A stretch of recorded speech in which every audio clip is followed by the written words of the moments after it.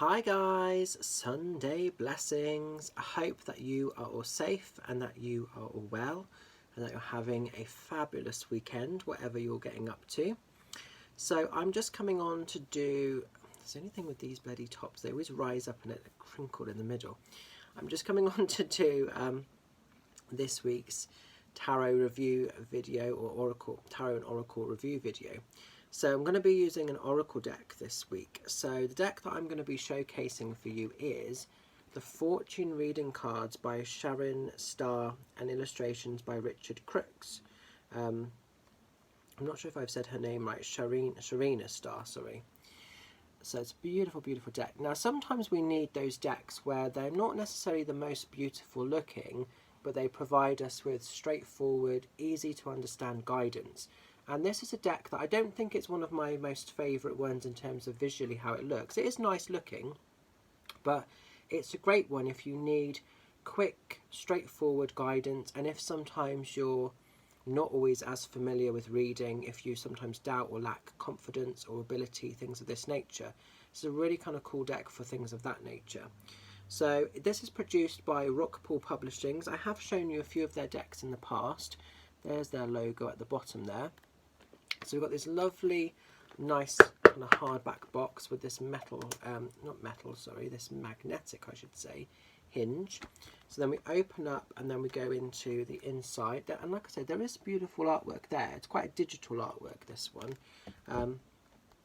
Lovely, nice big book, all in colour as well. That is lovely. Look at this. So you can see here, lots of beautiful stuff, and there's loads of information. So each of the cards has got loads of stuff. Interesting. So we'll have a look at that in a bit more detail later on. So lovely little book, and then you've got this lovely, I love the way that these cards sit really elegantly, really nicely in this red encasing, and then you can just pull them out. Try not to take everything else with it at the same time. Oops. Okay, now these are quite, they're hefty sort of size cards, they're quite big. Now personally I don't like this title on these cards. I think these would have looked nicer, this is just a personal preference, but I think these would have looked nicer if we'd have just had this beautiful background, this sort of red starry background, but without all this. You know, that's the thing I don't like about these cards. I don't like where it says Fortune Reading Cards. We didn't need to have that, so we have to lose a point for that. These would have looked a lot more beautiful if they were just the card backs themselves. Another thing that, you know, we've got to be a bit kind of careful of is stock quality. It's not the thickest, they're a little bit thin. They're okay, they're not the worst, but they're not overly that thick. So if you're using them regularly, that's something to be mindful of, that they might not last that long. Glossy sort of finish, great sort of oracle size, nice and big. I like the sort of size of the card. Some people find these too big. I think they're a perfect size to work with.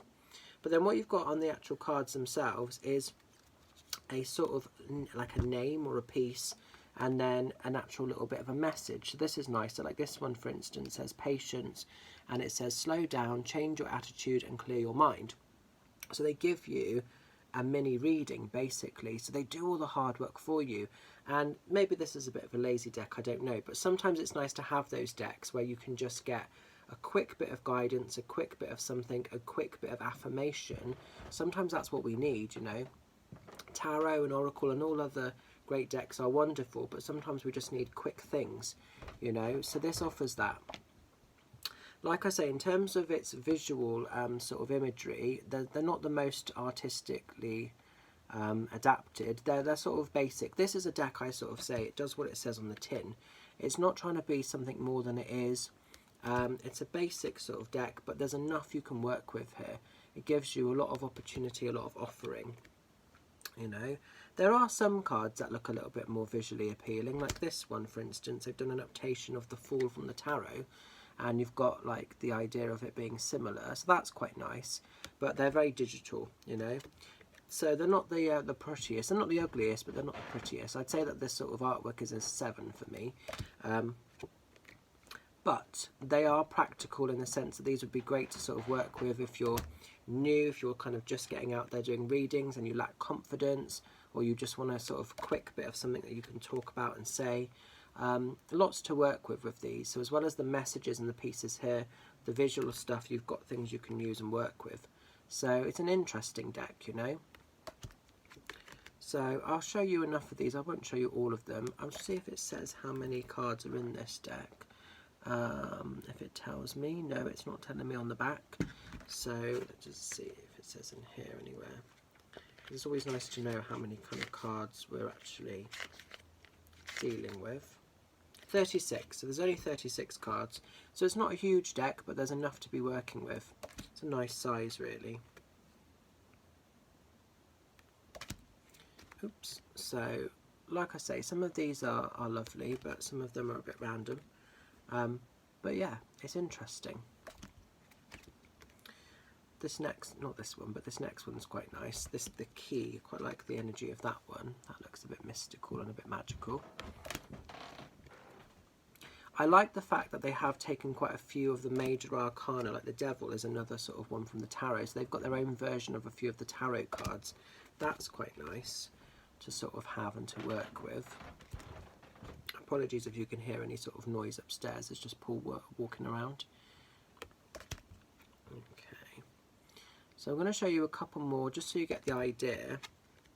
I don't want to show you too many because I want to keep some back as a surprise, kind of in case you do decide to sort of, you know, purchase this deck yourself. I like the fact that they sort of touch on a range of emotions though. There's quite a lot of stuff to be had from this deck, you know. So some of them are a bit random, but they work together. They are nice. Oops. I'm going to show you one more and then that's going to be your lot, I think. Just see if there was any others worth sort of showing out or really sort of making attention to. That's nice actually. They've got a version of the Death card. That's really beautiful with the moths and the butterflies though, and that light coming in, and then this sort of person meditating and being set free ultimately. So that's the cards in their entirety. So interesting, like I say, an interesting little deck, this one. Very different to anything else I've shown you, but I always think this is like a sort of, it's basic in some ways, but actually it's really, really kind of good and really helpful if you're wanting to build your confidence with Oracle, or just sort of, you know, be able to give an insightful reading where you don't have to work overly too hard with your intuition. It's a nice one that can break you in gently. So as ever, channeling the cards for this Sunday, asking what we need to know about. Let's see what the messages are for the week ahead. Oops, right. So they glide quite nicely in the hand, which is lovely. Ooh, interesting. We actually had the Death card come out because I sort of said how nice it looked. So it's got Death and it just says a time of natural transition and transformation. So that could be obviously in lots of different ways. It's not necessarily just a physical death. Okay, let's have a look at this one in the book. So I'm going to just look in the book and see what it sort of says about everything. Okay, oh, this is interesting. There's a little bit of like a spiel here, so I'll quickly read this out. It just says, we all have the power to see what the future holds for us. Everyone has some degree of psychic ability. We are all born with it, but over time our rational or left brain takes over from the intuitive right brain, and we lose our confidence in these abilities and our familiarity with them. The good news is that by using the knowledge you already have and combining it with your intuition, you can reacquaint yourself. Plus, the more you practice, the better you will become. Trust yourself and what comes through for you. Soon you'll be receiving powerful messages and great information that will guide you on your life's path. Very true, I do agree with that. Often when I sort of teach tarot or oracle or whatever I'm teaching, it's not so much that people don't understand the cards or anything, they just lack, or you know, they don't have the belief in self more than anything, which is really sad because you know, they're often very good with the connection.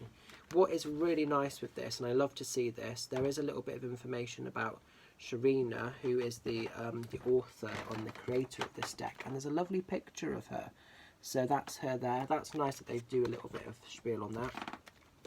So let's find the Death card in here. Now there's no actual numbers or anything, and I don't feel like they're in any particular order, so I'm going to have to just sort of work my way through till I find the death card. I'm guessing that maybe they're in some sort of there we go. Yeah, they're in some sort of like alphabetical order.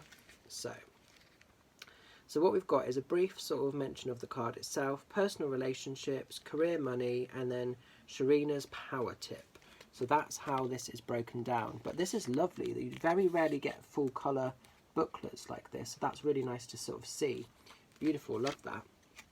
Okay, so this just says, this card is all about endings and transformation.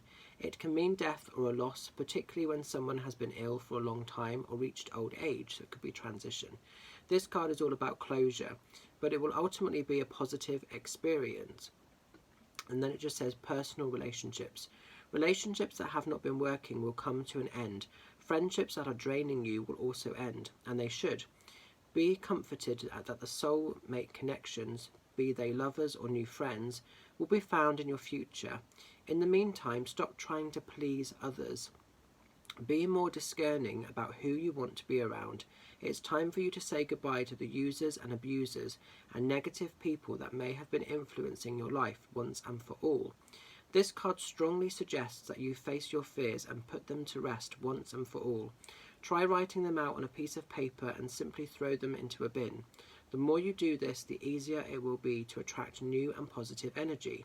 That's nice, really great tips there. Then it goes into career and money. Declutter your life as soon as possible to remove old energy. New opportunities are awaiting to come in, so get ready. Delete old emails and tidy your desk. Throw out anything that is not being used or is broken or shabby. Sell or give the rest to charity. As you practically make room in your life for exciting new opportunities, this card will transform you and help you achieve your lifelong goals. Brilliant. Okay, that sounds very positive. And then Sharina's power tip. Keep pink or red flowers at home to attract love. Yellow for friendship. You are finding that you can't move on after death. Planting a white rose in your special one's memory can help with grief and give some comfort. Watch for signs of the butterfly and embrace the messages that you may receive. So it is all about transformation. So it could be like the loss of a physical death, the grieving, but it's also the ending of cycles. Very traditional, very similar to the sort of death card in tarot, isn't it, really? So that's nice. That's a really interesting message for us this week. So be aware of that, guys, if you're going through some sort of transitions at the moment, out with the old, ready to embrace the new. I always think when death shows, it's, you know, old things are going, but new things are coming in. So it's transformation, really. So overall, I would say this deck is probably a 7 or an 8. It's not my favourite deck, but it is one that's nice to have in the collection. It's a very practical deck, and it's worth having if you are someone that struggles a little bit with Oracle, but you want a little bit of something to tap into. Because there's quite a lot of easy to understand advice with this, and a great book with loads of sort of information in, I think it's an easy deck to work with. It's a great beginner Oracle deck, I see this one as, you know.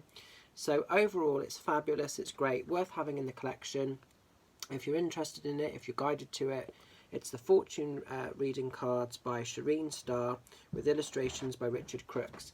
Go and check it out, guys. You might be pleasantly surprised. Going to leave this deck with you. Stay safe, stay well, have a fantastic week ahead, and I'll catch up with some of you very soon. Bye for now.